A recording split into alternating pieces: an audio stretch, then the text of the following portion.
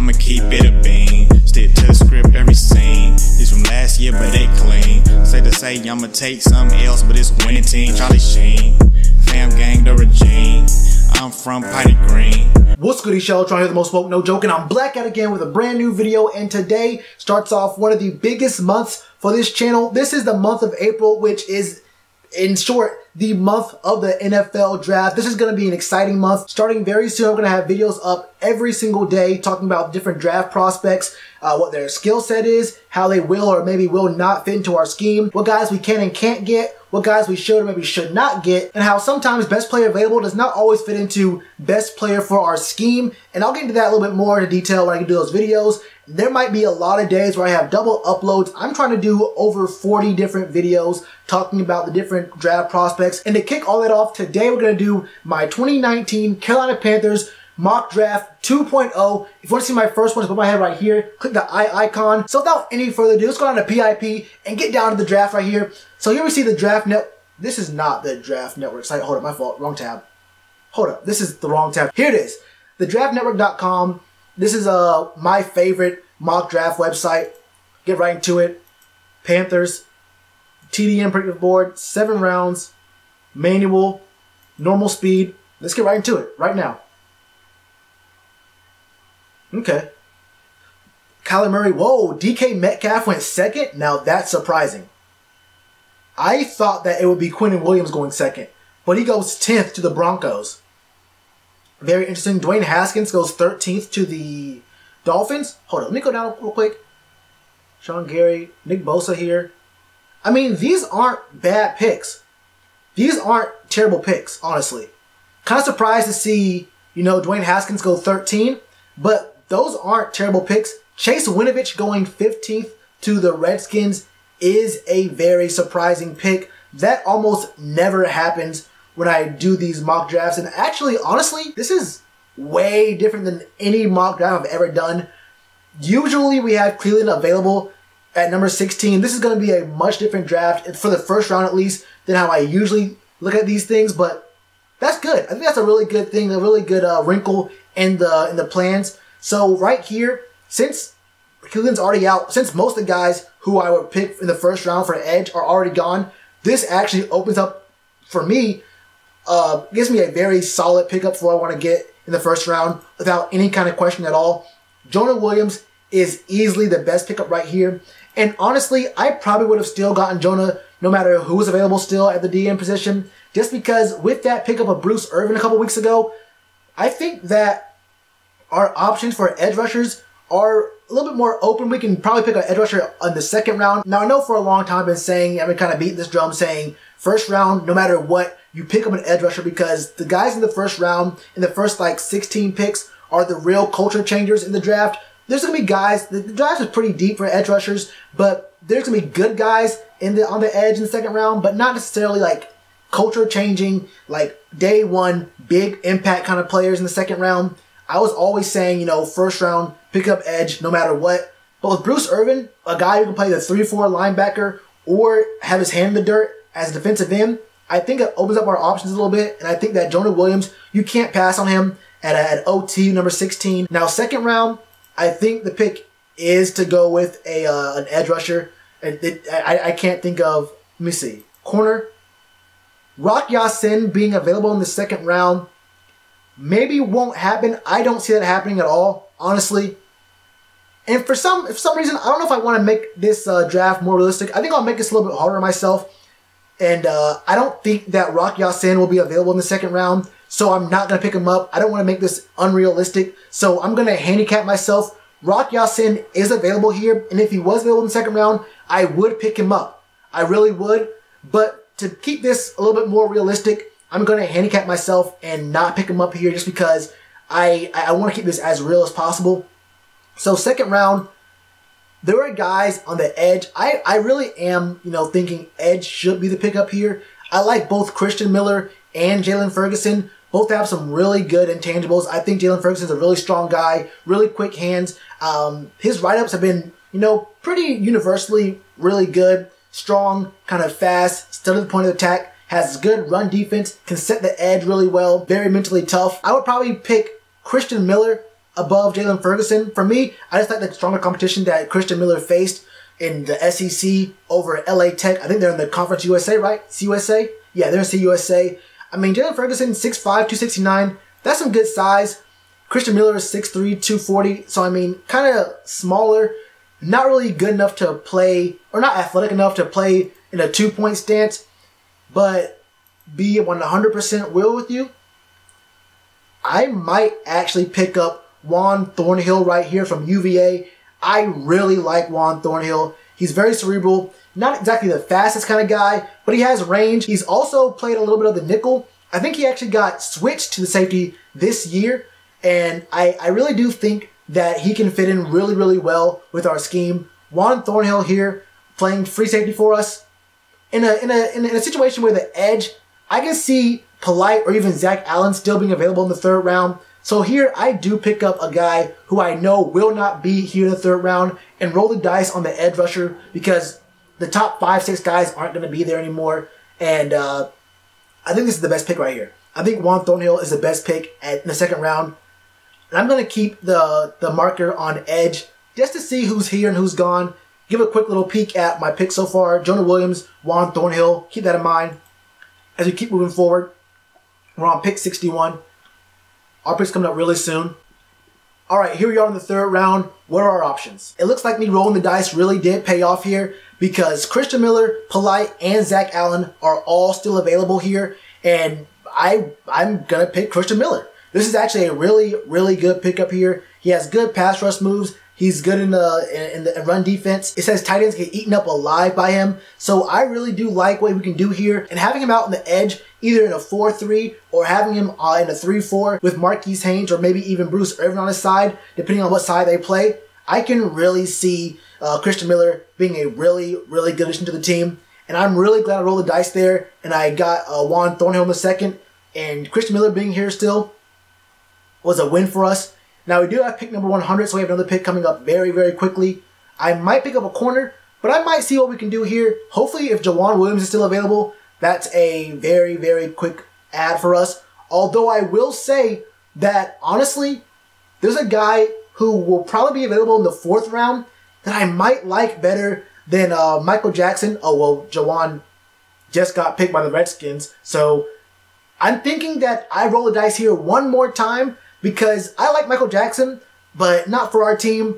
Mark Fields is a guy who projects to play very, very well in the nickel. He's not really, he was all right on the outside, but I think his skills really work out well for us in the slot position. He has really good abilities. He has really good fluidity in his in range, in his motion. Even if he gets beat by, better slot receivers, he can always make that speed up, and he can always, catch back up, make a play on the ball. And his ball hawking skills are, I think, will really work well for us on our defense. So I'm gonna roll the dice here and hope that he's still available in the 4th. Here, I'm looking at a few other guys. Honestly, I'm looking at maybe interior O lineman.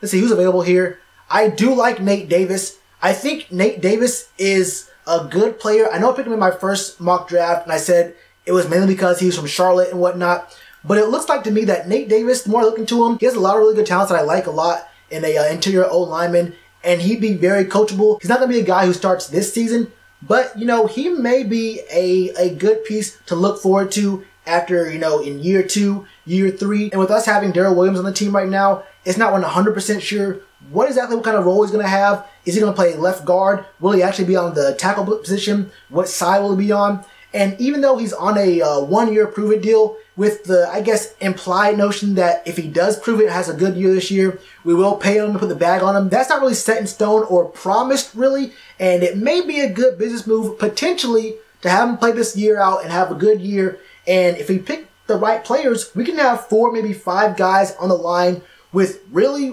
really good team-friendly or rookie deals. Even if we get another guy early in the draft next season. But we could have a really solid O-line in the next 2 years. Even without Darrell Williams, that may be a route the Panthers decide to go in. I would not be surprised. It'd be kind of, I don't know if it's shady or, wrong or whatever, quote unquote. But as a business move, it would not be all that bad to explore it. So here my strategy has to be, which player do I really believe is going to be available in 15 picks? I have to say that I'm probably leaning more toward Mark Fields still being available. at 115. So here, I try to pick up a developmental guy who probably won't start this year, but a really good guy who can play both tackle or guard, which will work out perfectly for us if the whole Darrell Williams situation happens. So, you know, whether Darrell Williams plays left guard or one of the tackle positions, if he is to be gone after this upcoming season, no matter whether he plays good or bad, we have a guy who can probably fill in pretty well. Like I said, our O-line coaching staff is top notch. I'm really high in that pick for us. We'll see how it goes. Here at corner, Mark Fields is available. Without a single question, I pick him up. Chris Boyd, I do like him. Michael Jackson, I do like him a lot as well. But Mark Fields does fit our system a little bit better. And I have to say, this is the pick for me. Look him up. Look at his highlights. Look up the write-ups on him. I think he really does project well for our scheme. 154, round 5. What are the team needs? We'll get to it in a second when it comes up here. Dalen Mack. Kendall Sheffield only just now got picked. Very surprising. It's not showing our team need. Oh, there it is. Receiver, linebacker, interior D lineman, tight end, running back. If you've been coming to my live streams, you know there's a guy at interior D line that I really am very high on, and it's Isaiah Buggs out of Bama. This man, he's not really a starter caliber kind of guy, but he's a guy who's a rotational piece who can come in different kind of situations, and he has run stopping ability. He's not really a guy who can push the pocket from the inside, but he's a strong guy, has really good reflexes. He's a guy who can, you know, eat up some kind of gaps, but as a rotational guy in different situations, I think he fits perfectly. And, you know, we could never really, you know, with the way our D-line was playing last year, having a little bit more security there is very, very important. With our second to last pick in the draft, I am very confident in us picking up Isaiah Buggs. Like I said, he may not be the best player available, but I think he fits our scheme very well. If you are not convinced about this guy, look him up. He has some really good tape. Our last pick of the draft is coming up right here. And this, we'll look at all real quick just to see what we're going to have available to us. Looking at our team needs, we have receiver, linebacker, tight end, and running back. Going backwards, at running back, we just signed Cameron Payne again. We still have Bonifon. So I want to see, I've been hearing a lot about how good Cap is, and we've had him on the team for 4 years now. If we're going to have a backup on the team, let him play. Give him the snaps. If he's as good as everyone says he is, and I don't hate the guy, I just have not seen it from him. If we're going to have him on the team, I say let him prove himself. Let him be the backup or compete for the backup spot. I don't think the team should go ahead and pick up a running back in this draft. Tight end, I'm going to hope that Greg Olsen is fine. But honestly, even if he does go down, I'm very confident that Ian Thomas and even, you know, Chris Manhertz can fill those roles out perfectly. One is a receiving and blocking tight end. The other one as a mainly like 98% blocking tight end. I'm cool with those two being there. It's kind of cool to carry 3 tight ends, but honestly, it's like 2.5. We have 2 tight ends and an extra tackle kind of guy in Chris Manhertz. I think we're straight at tight end. Linebacker, with that Bruce Irvin signing, I'm very strongly convinced that our linebacker core is good enough. I mean, we have Bruce Irvin. Don't forget about Luke. Don't forget about Shaq Thompson. Don't forget about Andre Smith. Don't forget about Marquise Haynes. We have Jermaine Carter. I mean, we have a lot of guys out there who are itching to prove themselves and guys who've already proven themselves. I think we might be straight there at linebacker. Maybe some undrafted guys to put in for some camp bodies. Maybe see if they can compete for a spot or two. But I think we're straight there. Wide receiver is where I would go here. And I've mentioned this several times. And like I said earlier, Preston Williams right here is a first or second round talent receiver. He's going to fall in the draft, maybe to the 3rd or 4th round. I don't think he's going to be here in the 6th. But he is a great talent who has a few knocks, maybe some effort issues. He had a law issue, you know, with a domestic abuse. Wouldn't call it a scandal, but it happened. So there might be some red flags there. But if you've been coming to my live streams, man, you know how high I am on this guy out of Chapel Hill. I know we have to scroll down a lot to get to him. You got to scroll down, but Anthony Ratliff Williams, I know there's a lot of Chapel Hill fans here. He is the truth. Now, his stats don't really jump out to you very much, but if you look at how the quarterback play was in Chapel Hill over the last 2 years, you will know for a fact, in a snap of a finger, that his stats were not indicative of his skill set. They were more indicative of how terrible the quarterback play was at Chapel Hill. And the nicest thing to say about their team is, thank God their basketball team's good. Chapel Hill is not a football school. We all know it. Anthony Ratliff-Williams, he's good route runner. He's a strong guy. He has good moves after the catch. He's kind of mobile. You know, he's not like the slipperiest guy in the world. Not really the strongest guy in the world, but adequate skills with both of those, where I think he's going to be a very strong asset to our team. And the biggest thing about Anthony Ratliff-Williams is he's a willing and able blocker, like an actual outstanding blocker on the outside. And if you know our scheme about, you know, those swing passes to Christian McCaffrey, the way we run our pre-snap motion, jet sweeps, reverses, those things, having a good, solid, able and willing blocker on the outside past the lineman helps out so much. If you have a guaranteed solid block on the outside, there's so much more space that these guys like Christian McCaffrey can do. Maybe we can have Curtis Samuel rushing some more on jet sweeps. DJ Moore, even in short yards kind of things. If he's running a screen, Anthony Ratliff-Williams in the slot blocking for him. With him out there, the potential for 1 or 2 yard catches to turn into 10 to 12 yard gains jumps so high. I am very high on this man. He can catch, he can run, the man can block. He's the entire package. I am very, very, very high on Anthony Ratliff-Williams, and that's my pick with our very last pick in the draft. I'm not sure if he actually does fall to the 6th round, but he was a big, huge snub for the combine. Not really getting a lot of respect in a lot of mock drafts. He might be one of the biggest sleepers in this draft, one of the most disrespected players here. And if he does fall, he will be a guy that can make an impact for the team. A lot of guys want to have receivers and get a receiver in the 3rd round, 4th round. But think about our team right now. Think about the guys we have. Christian McCaffrey, Greg Olsen, Ian Thomas, Curtis Samuel, Jarius Wright, DJ Moore. We already have really, really great guys. Even Torrey Smith. Don't forget about Torrey Smith. Torrey Smith is not a bad receiver. We have so many guys who are already really good in our team. We just need one more guy. We don't need a guy who's going to change the culture. We don't need a guy in the 3rd or 4th round to really be that dude for the offense. The offense is already built to be a sharing offense. You know, I can see us having a very evenly spread out attack here. We do not need to invest an early round pick on a receiver in a scheme that is based upon, you know, getting guys who are open and not really focusing in on one guy. It's a more of a, like I said, a sharing kind of scheme. I think that a 5th or 6th round pick for a receiver who has a very specific skill set is a perfect plan, the perfect strategy to spin on a wide receiver. Look at our draft right now. I really do like this draft. Jonah, Juan, Christian, Nate Davis, Mark Fields, Isaiah Buggs, Anthony Ratliff-Williams. Bring me up again.